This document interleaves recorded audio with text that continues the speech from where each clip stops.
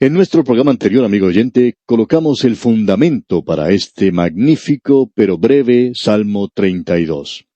La introducción al Salmo era tan larga como el Salmo mismo, pero pensamos que era muy importante y hubo dos cosas a las cuales dirigimos su atención. En primer lugar, que este es un salmo llamado masquil, es decir, un salmo de instrucción. Eso quiere decir que en este salmo David está dando instrucciones para nosotros. Lo segundo que destacamos es que este no es un salmo penitencial, se lo ha clasificado así, pero la oración de confesión de David, su arrepentimiento, se registra ya en el Salmo 51. En ese salmo él dice, Señor, si tú me perdonas y si tú me restauras, entonces enseñaré a los transgresores tus caminos. Y eso es lo que David está haciendo aquí en el Salmo 32. Él está enseñando. Así que no es un salmo penitencial, como dicen algunos, sino más bien un salmo de instrucción. Por tanto, comienza con un tono muy alegre. Lo tenemos aquí en el versículo 1. Escuche usted. Bienaventurado aquel cuya transgresión ha sido perdonada y cubierto su pecado. Usted puede ver entonces que es instrucción lo que tenemos aquí. Lo que David está tratando de hacer es contarnos que él ha sido perdonado y que él ha hecho su confesión y que ha recibido perdón, que hubo una restauración completa, que también él encontró refugio en Dios y que se le ha dado un canto de libertad. Todo eso lo encontramos aquí. Él dice, bienaventurado aquel. Ahora esa palabra bienaventurado es nuevamente la palabra feliz. Ya hemos tenido esto mismo antes en el Salmo 1 y con el cual se inicia todo el libro de los Salmos. Bienaventurado el varón, o sea, feliz es el varón. Esa bienaventuranza que vemos en el Salmo 1 es la bienaventuranza que sólo puede disfrutar el hombre perfecto. Créanos, amigo oyente, no sé cómo es usted, pero yo no soy perfecto. Y esto habla en realidad de nuestro Señor Jesucristo, quien fue el hombre perfecto. Bienaventurado el varón que no anduvo, que no permaneció, ni que se ha sentado. Y luego se nos dice qué es lo que hace. En la ley de Jehová está su delicia. Y esa ley nos condena a nosotros. No lo condenaba a él para nada. Ahora, la ley escrita en los mandamientos y ordenanzas no pueden dar al hombre una bienaventuranza. Demanda de él una obediencia perfecta que el hombre nunca puede alcanzar. Y por tanto, están pronunciando una maldición sobre éste. Allá en la epístola a los Gálatas, capítulo 3, versículo 10, dice, Maldito todo aquel que no permaneciere en todas las cosas escritas en el libro de la ley para hacerlas. No existe ningún hombre que pueda honestamente ponerse de pie y decir que él puede cumplir todo esto. Si usted lo puede hacer, entonces le puede decir al Señor Jesucristo que le permita ocupar su trono a la diestra de Dios y que Él tome otro lugar. Usted quiere sentarse a la diestra de Dios porque, según usted, es perfecto. Pues bien, amigo oyente, usted no lo es, y yo tampoco lo soy, pero Él sí lo es. Ahora, eso es una bienaventuranza. Feliz es el hombre. Entonces, ¿qué es lo que tenemos aquí? Bueno, aquí tenemos una bienaventuranza y una felicidad. ¿Pero qué clase es? Pues bien, Cristo murió por nuestros pecados, y en su muerte bendita como sustituto por los pecadores, Él cumplió y satisfizo la justicia de Dios, por lo cual el Dios Santo puede ser un Dios justo y un Salvador. Él puede ser justo y el justificador de todos aquellos que creen en Jesús. Por tanto, cuando tenemos fe en Él, se nos cuenta por justicia. Dice, mas al que no obra, sino cree en aquel que justifica al impío, su fe le es contada por justicia, y es registrado de esa manera. Ahora, de esa manera, miles de creyentes del Antiguo Testamento, comenzando con Abraham y aún antes de él, fueron salvados en anticipación de la obra consumada del Señor Jesucristo. Entonces, nuevamente, ¿qué es lo que aquí tenemos? Tenemos aquí la bendición del hombre cuya transgresión ha sido perdonada. ¿Conoce usted qué clase de felicidad es esa? Tenemos aquí algo maravilloso al comenzar este Salmo 32. Leamos una vez más el versículo 1. Bienaventurado aquel cuya transgresión ha sido perdonada y cubierto su pecado. Cubierto por la sangre de Cristo, amigo oyente. Y en el versículo 2 dice, bienaventurado el hombre a quien Jehová no culpa de iniquidad, y en cuyo espíritu no hay engaño. Él no imputa los pecados, Él no culpa de pecado a aquel pecador que ha confiado en Cristo. Ese pecado fue colocado sobre Cristo, y Él ha sido librado por nuestras ofensas, resucitado para nuestra justificación.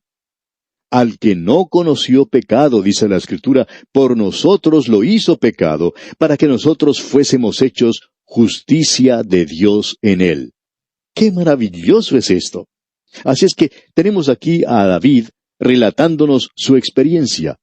Él trató de ocultar su pecado, él guardó silencio.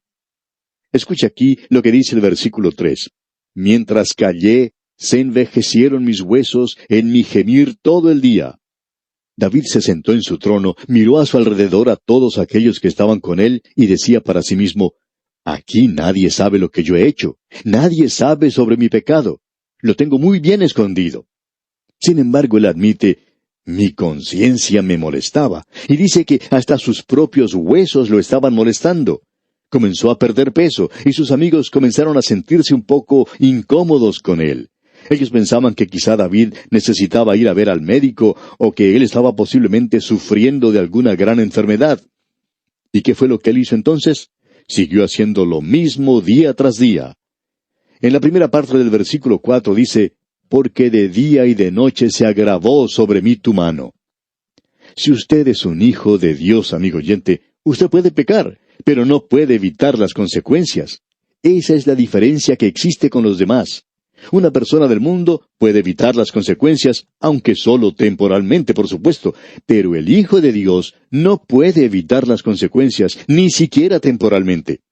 El apóstol Pablo dice, si nosotros nos juzgamos a nosotros mismos, entonces no seremos juzgados. Pero si no nos juzgamos a nosotros mismos, entonces vamos a ser juzgados. Él será un testigo. Él toma a su propio hijo y lo disciplina. Cuando llegó Natán a la presencia de David, le dijo, tengo una historia que contarte. Y David dice, bien, a mí me gusta mucho poder escuchar historias, y ya que no hay mucho que hacer en el día de hoy, ¿por qué no me cuentas tu historia? Así es que el profeta Natán le contó la historia. David entonces se enardeció mucho sobre lo que le estaba contando el profeta Natán, porque pensaba que era una historia cierta, y él pensaba, ¿dónde puede haber un hombre en mi reino capaz de hacer una cosa así? Y este rey se plantó delante de su trono, y muy dispuesto a condenar a muerte a quien había hecho tal cosa, el tomar la corderita de ese hombre pobre y darle muerte, y dejar a ese hombre en la pobreza. David se enojó en gran manera, y le preguntó al profeta, ¿quién era ese hombre? Y Natán entonces le contestó, tú eres aquel hombre, tú eres quien hizo eso. Y David entonces confesó su pecado, y nosotros podemos escucharlo. Lo dijo aquí en el versículo 5, escuche, mi pecado te declaré, y no encubrí mi iniquidad. Dije, confesaré mis transgresiones a Jehová, y tú perdonaste la maldad de mi pecado. Esta es una enseñanza muy buena para usted y para mí, amigo oyente. Si usted no está en comunión con Dios hoy, y quiere conocer el camino de regreso, aquí tienen las instrucciones. Si confesamos nuestros pecados, Él es fiel y justo para perdonar nuestros pecados y limpiarnos de toda maldad. Aquí nos podemos dar cuenta de lo importante que es el tener un refugio. Todos nosotros necesitamos un lugar donde podamos ir. David habla aquí de que Dios es su refugio y el lugar donde Él puede ocultarse. Permítame leer aquí el versículo 6. Por esto orará a ti todo santo en el tiempo en que pueda ser hallado. Ciertamente, en la inundación de muchas aguas, no llegarán éstas a él. Creemos que David está refiriéndose a Noé aquí. Noé se encontraba en el arca cuando llegó el diluvio, pero esa gran inundación que destruyó a todos los demás simplemente elevó a Noé porque él se encontraba dentro del arca. Las aguas del juicio no podían alcanzar a Noé. Llegará otra ocasión de gran juicio y se está acercando a esta tierra, y en esa oportunidad no será por agua. Entonces el juicio será por fuego. Se nos dice que será una época de tinieblas y dificultades, y lo que aquí tenemos en este salmo es una revelación magnífica. Ahora, ¿qué es lo que podemos hacer en una ocasión así? En la primera parte del versículo 7 de este Salmo 32 leemos, tú eres mi refugio. Amigo oyente, ¿está usted necesitando un refugio hoy? Pues bien, Dios es su refugio. El versículo 7 dice en su totalidad, tú eres mi refugio, me guardarás de la angustia, con cánticos de liberación me rodearás. Sela. Pare, mire y escuche. Eso es lo que quiere decir esta palabra, Sela. Piensa en esto. Esa palabra indica un descanso musical, y nos imaginamos que aquí la orquesta no interpretaba música alguna y que el coro tampoco cantaba nada. Era un momento de silencio. Uno podía pensar en las cosas que se había dicho. Piense, amigo oyente. ¿Ha perdido usted la comunión que tenía con Él? ¿Necesita usted un refugio? Ahora David dice aquí en el versículo 8, te haré entender y te enseñaré el camino en que debes andar. Sobre ti fijaré mis ojos. Para que Él pueda fijar sus ojos en nosotros, amigo oyente, tenemos que andar cerca del Señor. Hay algunas frases en la Biblia que quizá parezcan un poco humorísticas, y en el versículo 9 leemos, no seáis como el caballo, o como el mulo sin entendimiento, que han de ser sujetados con cabestro y con freno, porque si no, no se acercan a ti. Esto es algo cómico, ¿verdad? Y este versículo nos enseña algo de la providencia de Dios. Hay muchos creyentes en la actualidad que están en una órbita fuera de la voluntad de Dios. Se encuentran muy por allá en el espacio, pero Dios los va a guiar. Usted no estará flotando en el espacio, amigo oyente. Dios, por su providencia, lo dirige, lo guía a usted. Por tanto, es lo mismo como si se le pusiera cabestro y freno a un mulo. Estos animales son tercos, y uno es quien los tiene que guiar. Es como ese hombre que en cierta ocasión tuvo que salir con su mulo a llevar carga a un lugar, y antes de comenzar el viaje tomó un palo y le dio un golpe en la cabeza al animal. Alguien le preguntó por qué había hecho eso, y él le contestó, para que me preste atención. Amigo oyente, nosotros por lo general somos así. Y la Escritura utiliza la expresión de que no seamos como estos animales, que permitamos que Dios nos instruya, y necesitamos esa clase de instrucción. El Salmo finaliza en una nota de triunfo. Leamos el versículo 11. Alegraos en Jehová y gozaos justos, y cantad con júbilo todos vosotros los rectos de corazón. Y así es en realidad, quien quiera que usted sea, donde quiera que usted esté y como quiera que esté. En este mismo instante, usted puede elevar su corazón a Dios en júbilo y alegría. Ahora, cuando llegamos al Salmo 33, llegamos a un verdadero cántico. Y este es un cántico o es un salmo donde nosotros podemos ver la experiencia interna del justo. Creemos que este salmo revela la alabanza y la gratitud al Señor, las alabanzas de un pueblo redimido y las alabanzas a su obra en la creación. Tenemos aquí por primera vez la mención de los instrumentos musicales que se utilizaban. Lo hemos tenido antes en la introducción al salmo, pero aquí está dentro del mismo salmo y lo podemos leer allí. Esto es lo que podemos llamar un salmo huérfano, es decir, que no sabemos quién fue el autor. Este es un salmo, en esta breve porción de salmos, que no fue escrito por David. Leamos el primer versículo. Alegraos, oh justos, en Jehová. En los íntegros es hermosa la alabanza. Aquí tenemos un salmo de alabanza. Alegraos en la presencia de Dios. Cuando dijimos que David no había escrito este salmo, deberíamos haber dicho que no sabíamos quién lo ha escrito. Puede ser que David lo haya escrito, pero aquí no se nos dice. Notemos ahora lo que dice el versículo 2. Aclamad a Jehová con arpa, cantadle con salterio y decacordio. Ese instrumento de 10 cuerdas, el decacordio, es un instrumento maravilloso. No son instrumentos similares a las guitarras que se usan en la actualidad. Son instrumentos que producen música muy bella, el arpa, el salterio y el decacordio. Ahora, en la primera parte del versículo 3 dice, cantadle cántico nuevo. ¿Y cuál es ese cántico nuevo?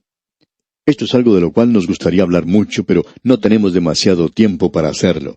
Sin embargo, debemos decir que hay varios salmos que hablan de un cántico nuevo, un cántico que será en el futuro. Yo pienso que cuando lleguemos al tiempo del cántico nuevo, también habrá un nuevo cantor. Voy a tener un cuerpo nuevo y entonces pienso que, bueno, sí, seré capaz de cantar. Quiero hacer eso. Espero que el Señor me permita cantar en el cielo. En Apocalipsis capítulo 5, versículo 9 leemos, y cantaban un nuevo cántico, diciendo, digno eres de tomar el libro y de abrir sus sellos, porque tú fuiste inmolado, y con tu sangre nos has redimido para Dios de todo linaje y lengua y pueblo y nación. Ese cántico aquí es un canto de alabanza a Dios, quien es el Creador y quien nos ha dado a nosotros su palabra. Pero habrá un nuevo cántico en el cielo, y lo vamos a cantar porque Él es nuestro Redentor. También podemos leer allá en Apocalipsis capítulo 14, versículo 3, y cantaban un cántico nuevo delante del trono. Así es que habrá un cántico nuevo y tendremos nuevos cantores entonces. Estoy seguro que nosotros, los que no podemos cantar tan bien ahora, podremos cantar entonces.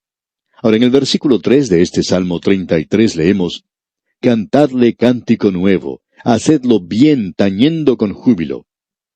Amigo oyente, estamos convencidos que si vamos a cantar, tenemos que hacerlo bien, antes de presentarnos ante un grupo de personas.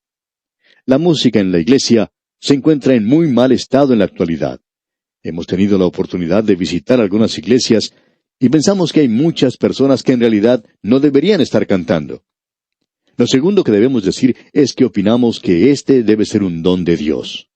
Eso no quiere decir que uno tiene que ser un cantante profesional, sino que tiene que estar bien seguro que lo que está haciendo es para provecho y edificación de la iglesia. Si no es así, entonces no debería realizarse porque hay muchos que tratan de alcanzar ciertas notas cuando ni siquiera son capaces de mantener la misma melodía. Miremos ahora lo que nos dice este salmo al seguir en su lectura. Hemos leído que tiene un cántico para cantar, y en el versículo 4 se nos dice, porque recta es la palabra de Jehová, y toda su obra es hecha con fidelidad. Tenemos la palabra de Dios y también las obras de Dios, las obras de su creación. Quisiéramos que usted note lo que dice el versículo 6, porque aquí tenemos un versículo maravilloso. ¿Quiere usted saber cómo creó Dios los cielos y la tierra? Muy bien, este versículo le dirá a usted cómo. Quizá usted no sepa más acerca de esto después de haber leído, pero por lo menos sabrá cómo Dios lo hizo. Escuche esto, leamos el versículo 6. Por la palabra de Jehová fueron hechos los cielos, y todo el ejército de ellos por el aliento de su boca. ¿Se da cuenta, amigo oyente? La palabra de Dios es poderosa. Quizá uno no pueda ver que un cantante, al ejecutar cierta nota, puede llegar a quebrar una copa de cristal. Pero Dios utiliza su voz no para destruir, sino para crear. Y por la palabra de Dios fue creado este universo en el cual nos encontramos. Él dijo, hágase la luz. Y usted sabe que hay poder en la luz. Hay fuerza eléctrica, fuerza electrónica, toda clase de fuerzas. ¿Y sabe usted cómo llegó a realizarse todo eso? Bueno, Dios habló. Estaba en su palabra. ¿Sabe ahora algo más de lo que antes sabía? Yo no, pero sé que Dios lo hizo, y eso es lo importante. Aquí Él nos dice cómo lo hizo. Veamos ahora lo que nos dice el versículo 10 de este Salmo 33. Jehová hace nulo el consejo de las naciones y frustra las maquinaciones de los pueblos. ¿Cómo nos agradaría poner este versículo allá en la sala central de las Naciones Unidas, en lugar de lo que ellos tienen allí en la actualidad? Ellos tienen allí algo equivocado. Eso de forjar espadas en arados, porque no están forjando muchas cosas allí. Lo único que allí están haciendo es luchar unos contra otros, y no están cambiando las espadas por los arados. Esto sería algo muy bueno. Jehová hace nulo el consejo de las naciones. Podemos observar lo que ocurrió en el pasado, la Liga de las Naciones. ¿Se acuerda de eso? Y antes de la Liga de las Naciones, la Conferencia de Paz de La Haya. Todo eso terminó en la nada. ¿Quiere que le diga una cosa? Y sé que alguien nos va a criticar por esto, pero las Naciones Unidas están encaminadas en la misma dirección, porque han dejado a Dios de lado. Continuando en este estudio, tenemos un gran versículo, y me gustaría ponerlo en la presidencia misma, para que lo pueda leer el presidente de cualquier nación, y que también lo puedan observar los miembros del Congreso de cada nación. Leamos el versículo 12 en su primera parte. Bienaventurada la nación cuyo Dios es Jehová. Eso debería ser colocado allí, porque no se le ve en ninguna parte hoy. Notemos ahora lo que dice el versículo 13. Desde los cielos miró Jehová, vio a todos los hijos de los hombres. Él lo puede ver a usted, amigo oyente. Y luego en el versículo 16 dice, el rey no se salva por la multitud del ejército, ni escapa el valiente por la mucha fuerza. Napoleón había dicho que Dios estaba del lado del ejército más grande, pero él mismo demostró que estaba equivocado porque en la batalla de Waterloo, Napoleón, usted recuerda, tenía el ejército más grande, sin embargo, salió derrotado. Dios tampoco se encuentra del lado de aquel que tiene la bomba más potente de ninguna manera. Notemos ahora en la continuación de este salmo que en el versículo 18 podemos leer, He aquí el ojo de Jehová sobre los que le temen, sobre los que esperan en su misericordia.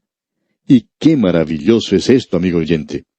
Y pasando al versículo 21 leemos, Por tanto, en él se alegrará nuestro corazón, porque en su santo nombre hemos confiado. Quisiéramos hacer una sugerencia antes de finalizar este programa. ¿Por qué no se satura usted completamente en los salmos? Vamos a decir algo que quizá no sea muy agradable, sin embargo, lo vamos a decir. En lugar de correr de un lado para otro, amigo oyente, de una conferencia donde le dicen a usted de algunos métodos nuevos para hacer que la escuela dominical marche mejor, o en cuanto a la iglesia, y de hacer esto o aquello, en lugar de hacer eso, ¿por qué no se queda usted en casa y lee este libro de los Salmos? Usted puede empaparse de tal manera en la palabra de Dios que le traerá consuelo a su corazón y puede así resolver el 99% de todos los problemas que usted tenga en la actualidad y de los que también se hacen presente en la marcha de la iglesia. Esta es una parte muy rica de la palabra de Dios. Y cómo necesitamos saturarnos de esta sección en particular de la palabra de Dios. Y llegará a tener mucho más significado para nosotros, y puede formar parte de nuestras vidas, puede ser convertido en algo de mucho valor en el presente. Puede permitir que estos salmos se conviertan en algo que llene la necesidad más básica que usted tenga en su vida. Amigo oyente, sumérjase usted en esta sección, empápese de ella, y como hemos dicho, notará y sentirá el consuelo y la bendición que ella proporciona a su vida. Hágalo usted hoy. Y aquí vamos a detenernos por esta ocasión. Hasta encontrarnos de nuevo en este mismo punto del dial, deseamos a usted una vida llena de las misericordias del Señor.